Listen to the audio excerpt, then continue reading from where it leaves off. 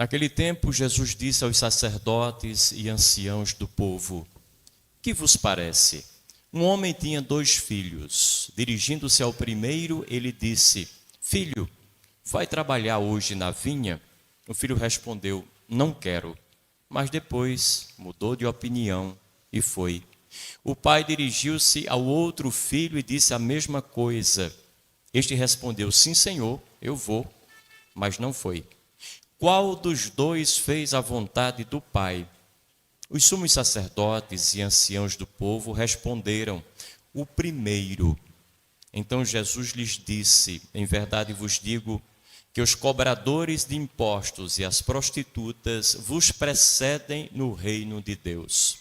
Porque João veio até vós no caminho de justiça e vós não acreditastes nele. Ao contrário, os cobradores de impostos e as prostitutas creram nele. Vós, porém, mesmo vendo isso, não vos arrependestes para crer nele. Palavra da salvação. Então, caríssimos irmãos e irmãs, estamos diante de um texto do Evangelho que para nós é muito útil. Tudo aquilo que é prático, tudo aquilo que incide em nós como elemento motivador para dinamizar a nossa vida, fazê-la funcionar bem, a contento e de maneira compatível com aquilo que é a expectativa de Deus em relação a nós, é justo, é bom, é bem-vindo. E é isso que acontece mais uma vez nesse texto que acabamos de proclamar. O Evangelho de hoje, no fundo, nos fala, logo no seu início, da primazia da prática sobre a teoria, da ação concreta sobre a mera intenção. E para nós esse é um dado importante e relevante. No fundo é um convite a que todos nós deixemos esse mundo das ideias, esse mundo das ilusões teóricas, das boas e maravilhosas intenções. Eu costumo pensar, e me permitam dizer, que em relação às coisas materiais que nós tocamos na nossa vida, nós podemos e devemos ser espirituais. Imprimir espírito na matéria.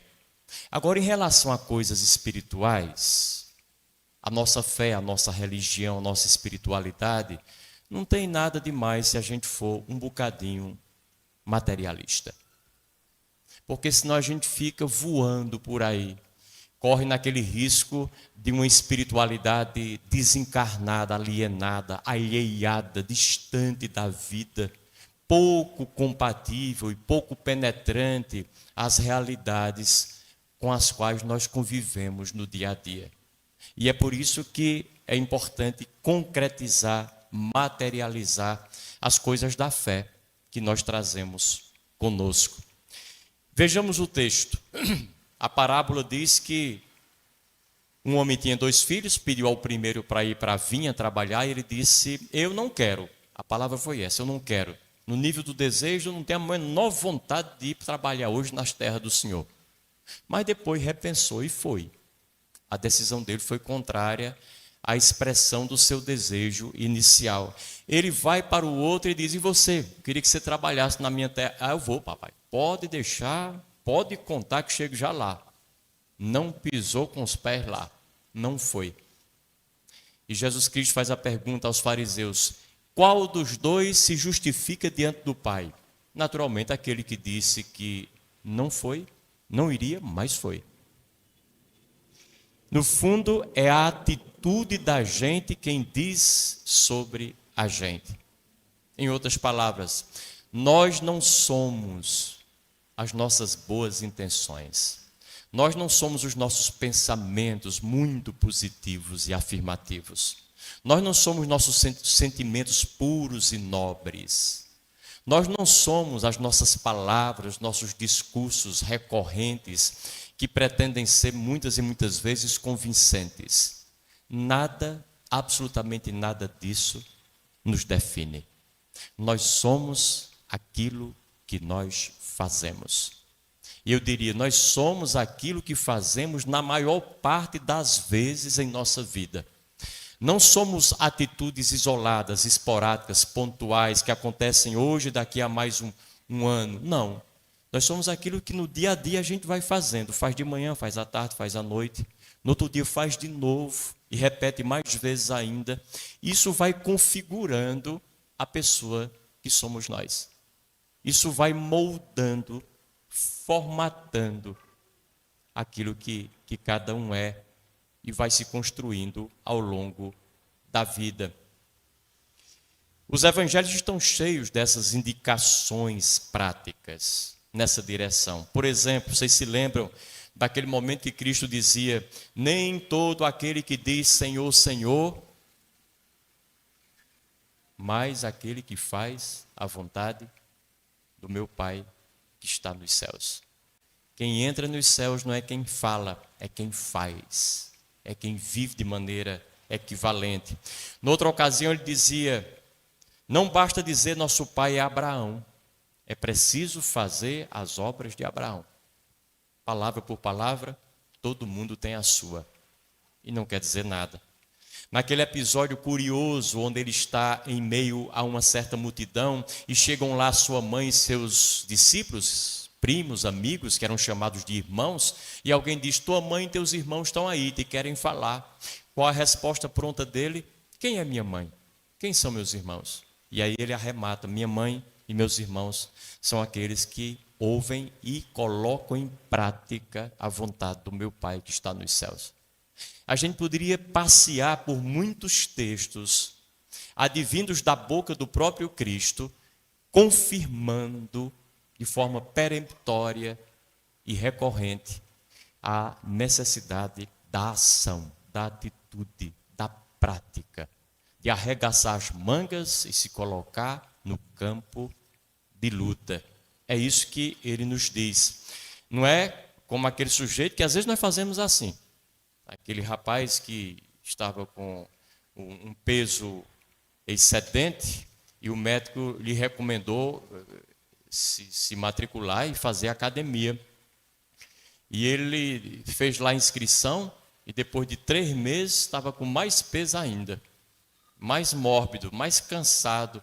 E disse: não é possível, faz 3 meses que eu estou pagando essa academia, me matriculei lá, eu estou achando que eu vou ter que ir lá frequentar. Tem que frequentar. Só a inscrição não lhe garante nada. Não lhe garante nada. O mapa não é o território e nunca vai ser. Ainda que a gente olhe para ele, que é um mapa maravilhoso, em cores multidimensionais, e projete-o no computador mais maravilhoso ainda, e fiquemos imaginando cada ponto equivalente àquele mapa, o mapa continua apenas sendo algumas linhas desenhadas. Não é o terreno. Não é o terreno.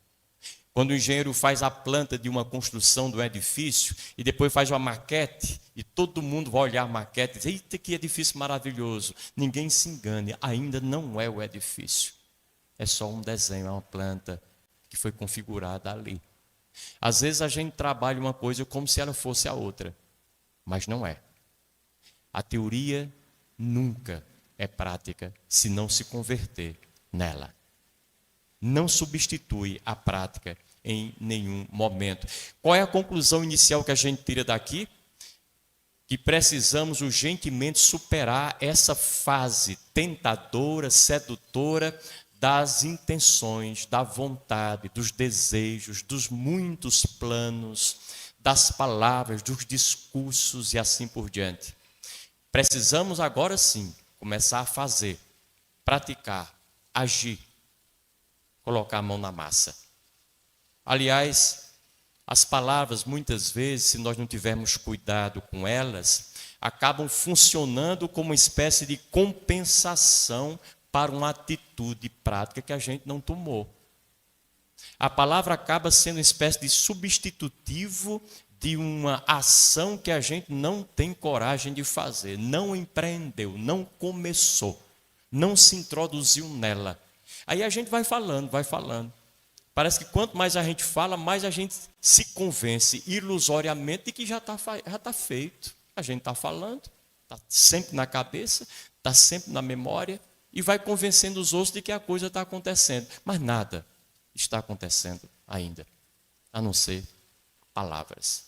Então, esse é um convite importante que Jesus Cristo nos faz. Não é à toa que a origem etimológica da palavra mental é a mesma para a palavra mentira. A gente pode deduzir daqui de que quem usa apenas a mente, mente. E como diz a sabedoria popular, e quem mente rouba. Ou seja, a mentira é sempre um delito, é um crime. A gente está sempre roubando a verdade de outra pessoa a que ela tem direito, ou a nós próprios, a quem que temos direito a ela, ou ao mundo, à vida, ao universo, a Deus, enfim. E não temos esse direito de roubar a verdade a ninguém em absoluto. No fundo, o que Cristo nesse evangelho deseja, quando nos propõe essa historiazinha em termos de parábola, é que nós fundamentemos a nossa vida em algo mais consistente, menos vulnerável, porque pensamentos vêm e vão. A gente pensa tanta coisa durante um dia. Aliás, existe uma estatística que foi repetida em muitos países e continentes e que dizem a mesma coisa, que um ser humano, em média, e isso é uma coisa de espantar, passa pela cabeça de um ser humano, em média, 65 mil pensamentos durante um dia. É muito pensamento. E o pior de tudo é que desses 65 mil, 95% são os mesmos de ontem. A gente não tá evoluindo, não está crescendo, nem criando pensamento novo. Só uns 5% é que mais ou menos são diferentes. Assim, um jeito distinto de pensar. Mas o que são 5% diante de um rolo compressor de 95%? Ou seja, nós temos tudo para repetir a nossa vida, o nosso modelo, o jeito de viver, de pensar e de existir, de fazer, o tempo inteiro. Nunca somos gente nova nessa perspectiva. Então, pensamento vem e vai. Não devemos ter muita ligação, confiar muito, valorizar demasiadamente o pensamento. Aliás, eu digo para vocês uma coisa como padre, e concordo e respeito quem pensa diferente, padre ou não. Não existe absolutamente e nem pode existir pecado por pensamento. Pensamento é incontrolável. A pessoa pensa reagindo ao que está vendo, ao que está sentindo, ao que lhe disseram, ou qualquer coisa, mas não dá para controlar pensamento. O que eu faço com os pensamentos, sim. Na hora que se torna uma coisa prática, aí pode ser pecaminoso. Mas pecado por pensamento é bobagem. Se alguém de vocês tem esse drama na cabeça, eu pensei para tanta coisa ruim hoje, vai pensar coisas diferentes amanhã. Vai mudando esse pensamento. Os nossos pensamentos, todos juntos, valem tanto quanto um sinalzinho, uma pinta vermelhinha ou preta que alguém tem na testa, na bochecha ou na ponta do nariz. Não vale absolutamente nada.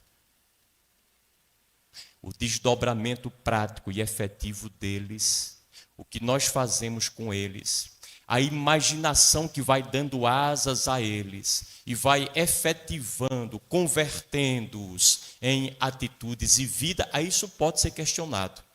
Os pensamentos, não. Eles vêm e eles vão. A forma da gente controlar o número de pensamentos, a intensidade, a contundência. A meditação, por exemplo, é uma das formas muito apropriadas para isso. Meditar é não pensar, em última instância. Mas para a gente chegar a não pensar, precisa diminuir a quantidade deles. Quando a gente para, sentado confortavelmente, e respira da forma correta, coloca o corpo numa posição correta, e se concentra apenas numa coisa, pode ser, por exemplo, a sua respiração que entra e que sai pelas narinas, que pode ser nos seus olhos, na sua fronte, pode ser numa vela acesa, pode ser num quadro que você escolha para você, inspirador. Quando a gente se concentra numa coisa só, reduz a quantidade de pensamentos. Já é um grande feito. Já é uma boa fase, uma boa etapa cumprida para a gente melhorar a qualidade deles. Mas olhe, voltando, não baseemos a nossa vida em coisas que não são consistentes. Pensamentos, palavras voam. Quanta coisa a gente diz, depois, meu Deus do céu, por que eu disse aquela bobagem? Vai dizer outras. não ligue muito para elas, não. Não ligue muito para elas, nem aquelas que você diz, nem aquelas que você escuta. As palavras se modificam. Intenções também mudam. A gente acorda bem intencionado de manhãzinha, que tem uma friezinha boa, né? Ainda está fazendo uma friezinha boa assim de manhã. Mas aí, quando é lá para o meio-dia, com esse calorão, você já mudou as intenções. Um monte de plana, já não tem mais. Eu não vou sair de casa com calor desse. Deus me livre. Aí só vai ter boa intenção de novo 6h30 da noite. Mas aí já é tarde, é hora da janta e está na hora de dormir. Nossas intenções não são confiáveis. E é preciso que a gente tenha cuidado também a isso. Sonhos. Esse a gente sonha um, outro. E sonhos não enchem a barriga de ninguém. O sonho pelo sonho. Vocês conhecem aquela história de dois amigos que se encontram, depois de um bom tempo que estavam ausentes, e um disse para o outro, olha, o meu sonho mesmo, eles falavam de sonho, o meu sonho mesmo na vida é ganhar 30 mil reais como o meu pai. E o outro perguntou, seu pai ganha 30 mil? Ele disse, não, mas ele também tem esse sonho. Sonhar por sonhar todo mundo pode, não é verdade? A família toda pode sonhar ser milionária. Mas daí até isso se converter numa realidade concreta, são outros 500, como dizemos nós. Então é muito importante que a gente releve o poder dessas coisas. Por quê? Porque é o compromisso que nos sustenta. Não é o que se passa pela nossa cabeça. É o nosso compromisso concreto. Então o importante não é o que eu penso, o que eu digo, o que eu sinto, a minha intenção. O fundamental é como eu me comporto.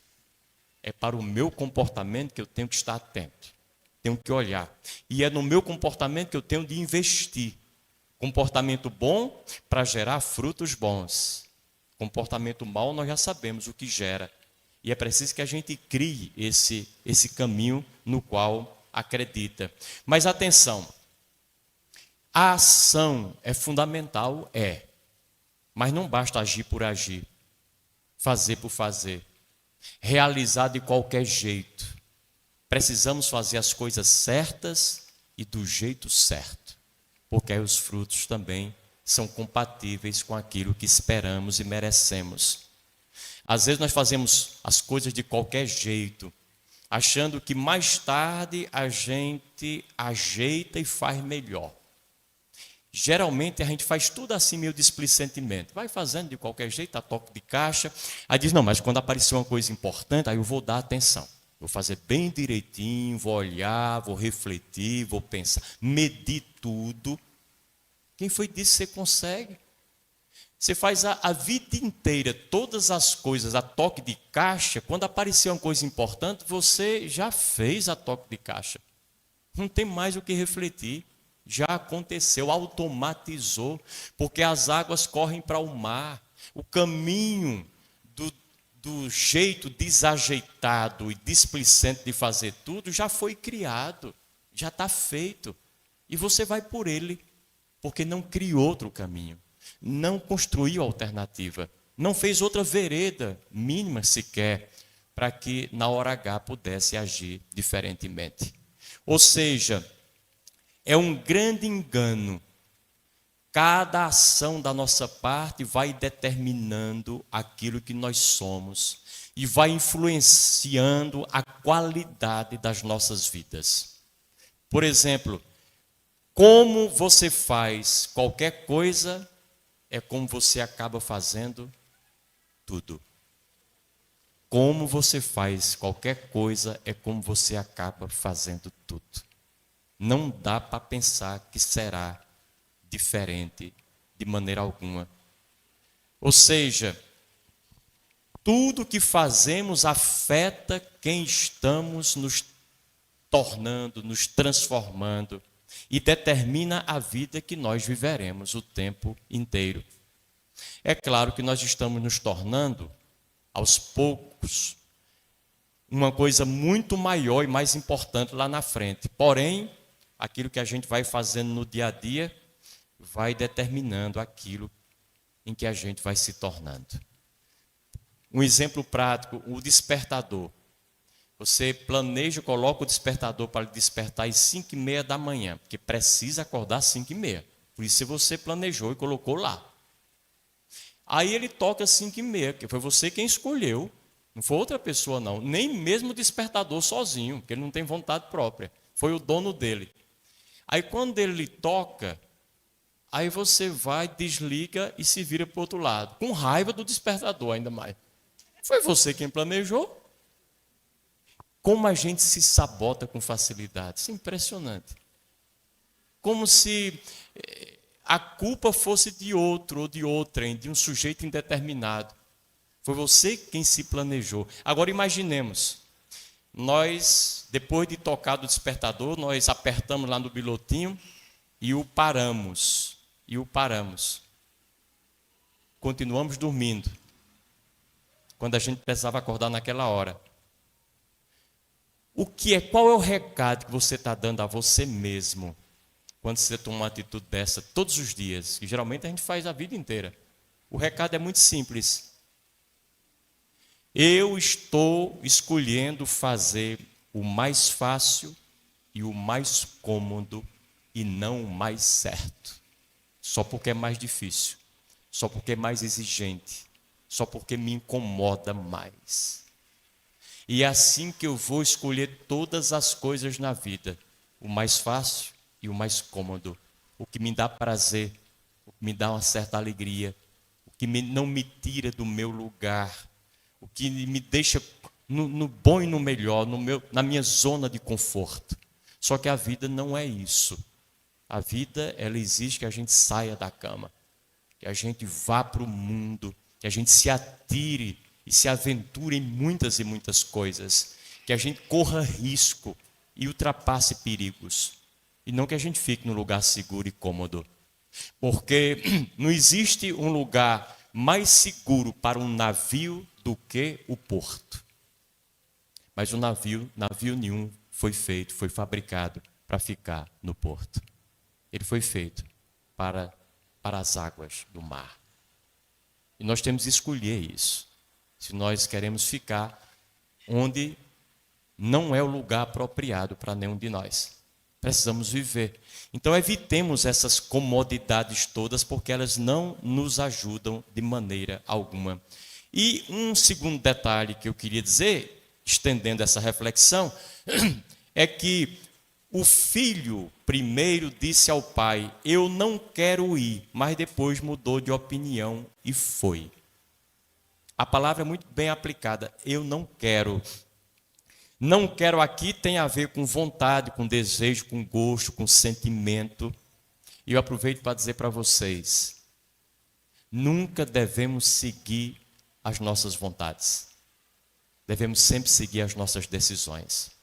Porque as vontades estão circunscritas a um sentimento, a um momento, a um desejo, a coisas que vêm e vão, coisas vulneráveis. Ao passo que decisões estão ligadas a quê? São frutos geralmente de uma reflexão, de um pensamento bem elaborado, são frutos de um trabalho interior que nós realizamos, de um exercício, de um esforço, de uma disciplina. Sigamos as nossas decisões, ainda que não haja a menor vontade da parte da gente de realizá-las, mas elas são importantes.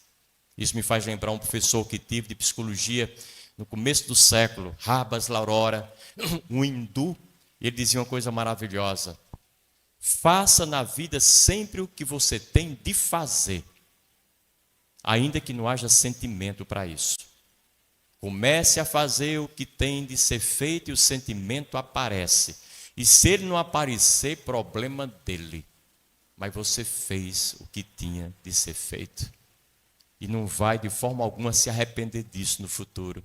O que acontece é o contrário conosco. Nós colocamos os sentimentos como carro-chefe, eles vão à frente, vão nos puxando e nós vamos nos arrebentando para seguir nossos sentimentos e depois somos um mar de angústia, arrependidos, porque poderíamos ter pensado um pouco mais e feito diferente. Talvez o maior inferno que alguém possa viver, pior do que todas as imagens dos infernos que alguém traga na sua cabeça, seja esse. É chegar ao fim da vida, olhar para trás e não gostar nadinha daquilo que a gente fez, das relações que a gente construiu, dos sentimentos com que nós vibramos nessas relações. E é preciso que a gente não viva esse inferno. Faça de tudo para viver a partir de decisões bem tomadas e que possam realmente dignificar a nossa vida, transformando-nos em pessoas sempre à altura e dignas do que a vida é para elas. Que Deus nos ajude nesse empreendimento que não é muito fácil. Louvado seja nosso Senhor Jesus Cristo.